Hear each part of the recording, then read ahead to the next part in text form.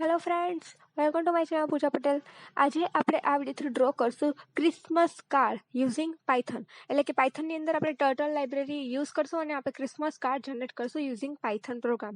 તો સૌથી પહેલાં તમે ટાઇટલ લઈ લીધું છે એઝ અ કમેન્ટ અને હું લાઇબ્રેરીઝ ઇમ્પોર્ટ કરાવું છું. તેના આફ્ટર હું વિન્ડોની હાઇટ અને વિડ્થ લઈ લઉં છું અને બેકગ્રાઉન્ડનો કલર આપી દઈશું સ્કાય બ્લુ અને વિન્ડોનું ટાઇટલ હોવું જોઈએ હેપી હોલિડેઝ. હવે હું સર્કલ માટે એક ફંક્શન બનાવીશ, સ્નોબોલ માટે હું એક ફંક્શન બનાવીશ, ધેન જે સ્નોબોલ છે એ મૂવ થતો હોય તેની માટે હું એક અલગ ફંક્શન બનાવીશ. ધેન સ્નોમેનની બોડી માટે અલગ કોડ લખીશ, બટન માટે, આઈઝ માટે, તે બધા માટે હું અલગ કોડ લખીશ.